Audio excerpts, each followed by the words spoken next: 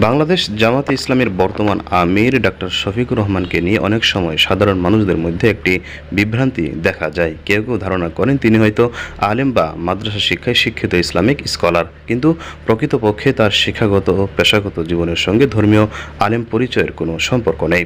Doctor Shafiqur Rahman 1958 সালের 31 October Sylhet জেলার বিশ্বনাথ উপজেলার দৌলতপুর গ্রামে জন্মগ্রহণ করেন। তার পিতার নাম ছিল মোহাম্মদ আব্দুল হক এবং মাতার নাম মুসাম্মদ নুরুন্নাহার বেগম।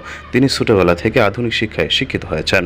1983 সালে তিনি সিলেট এম.এ.জি. উসমানী মেডিকেল কলেজ থেকে এমবিবিএস ডিগ্রি অর্জন করেন, অর্থাৎ তিনি পেশাগতভাবে একজন চিকিৎসক। দীর্ঘ সময় তিনি সিলেট ও ঢাকায় চিকিৎসক হিসেবে কাজ করেছেন। পেশাগত জীবনে তিনি চিকিৎসা সেবার পাশাপাশি ইসলামিক রাজনীতির সঙ্গে যুক্ত হন।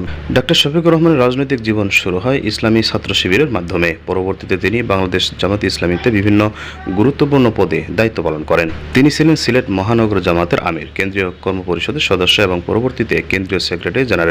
সর্বশেষ 2019 সালের 12 নভেম্বর বাংলাদেশ জামাতে ইসলামীর আমির হিসেবে দায়িত্ব গ্রহণ করেন।